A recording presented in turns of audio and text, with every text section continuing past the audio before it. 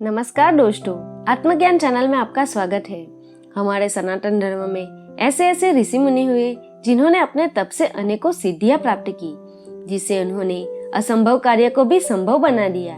ऐसे ही एक ऋषि हुए ऋषि अगस्त्य। उन्होंने अपनी शक्तियों से समुद्र का संपूर्ण जल पीकर उसे सुखा दिया था। तो दोस्तों, इस वीडियो में हम जानेंगे आखिर अगस्त्य मुनि ने ये कार्य क्यों किया। सतयुग में एक दैत्य हुआ जिसका नाम दैत्यराज वृत्रासुर था। देवताओं से हुए एक भीषण युद्ध में वृत्रासुर मारा गया। उसके मरने के बाद दैत्यों के पास उनका कोई राजा नहीं था। तब सारे दैत्य देवताओं के भय से समुद्र में छिप गए थे। समुद्र में छिपे सभी दैत्य हर समय यही विचार किया करते थे कि किस प्रकार देवराज इंद्र का वध किया जाए। तब दैत्यों के गुरु शुक्राचार्य ने दैत्यों को समझाया कि देवताओं को अपनी सभी शक्तियां तप से ही मिलती है, इसलिए हमें सबसे पहले इस तप का ही नाश करना चाहिए तथा सभी ऋषि मुनियों का विनाश कर देना चाहिए। ऐसा करने से उन देवताओं के साथ सारा संसार स्वयं ही नष्ट हो जाएगा। ऐसा विचार करने के बाद उन दैत्यों ने रात के समय समुद्र से बाहर निकलकर ऋषियों के आश्रम पर आक्रमण करना शुरू कर दिया तथा आश्रम में उपस्थित सभी ऋषि मुनियों को मारकर खा जाते थे और सूर्य निकलने से पहले पुनः समुद्र के भीतर जाकर छिप जाते थे। इस तरह दैत्यों के द्वारा ऋषियों का नाश होने लगा तथा यज्ञ तप आदि नष्ट होने लगे। तो ऋषियों के साथ सभी देवताओं को भी चिंता सताने लगी। जब देवता ऋषियों की रक्षा करने में विफल हुए तो सभी देवताओं और सप्त ऋषियों ने जाकर भगवान विष्णु की शरण ली।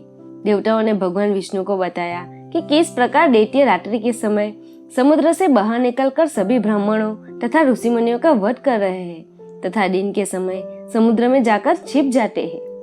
सभी देवताओं ने प्रभु से अपनी रक्षा के लिए प्रार्थना की। सभी की बात सुनकर भगवान विष्णु ने कहा कि दैत्य जब तक समुद्र के भीतर है तब तक तुम उनका विनाश नहीं कर सकोगे, इसलिए तुम्हें इस समुद्र को सुखाने का कोई उपाय करना चाहिए। भगवान विष्णु की यह बात सुनकर सभी देवता आश्चर्य में पड़ गए और बोले कि प्रभु, इतना विशाल समुद्र किस उपाय से सुखाया जा सकता है।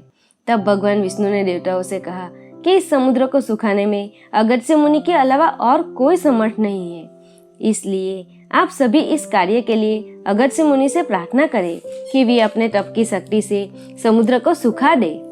भगवान विष्णु की यह बात सुनकर सभी देवता अगस्त्य मुनि के आश्रम में आए और प्रार्थना करने लगे।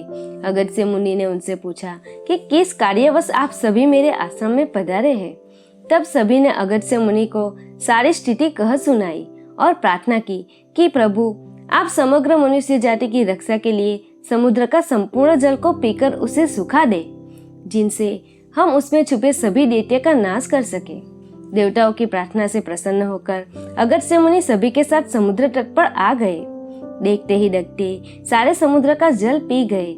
समुद्र का जल सूखते ही सभी देवताओं ने मिलकर दैत्यों का वध कर डाला। कुछ दैत्य जान बचाकर भागे और जाकर पाताल लोक में शरण ली। इस प्रकार दैत्यों का वध करने के बाद सभी देवता अगस्त्य मुनि के पास आए और उनसे विनती की कि आप इस समुद्र को पुनः जल से भर दे। अगस्त्य मुनि ने उन देवताओं से कहा कि जो जल मैंने पिया था वो पच गया है, इसलिए अब मैं समुद्र को वापस जल से परिपूर्ण करने में असमर्थ हूँ। अब समुद्र को पुनः जल से भरने के लिए आप लोग कोई दूसरा उपाय सोचे।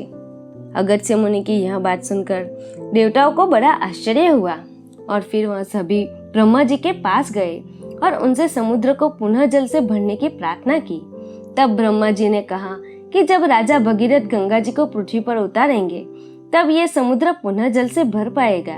तब तक आप सभी को प्रतीक्षा करनी होगी। दोस्तों, अगर आपको मेरा वीडियो पसंद आए तो मेरे चैनल को सब्सक्राइब कीजिए, वीडियो को लाइक और शेयर कीजिए। धन्यवाद।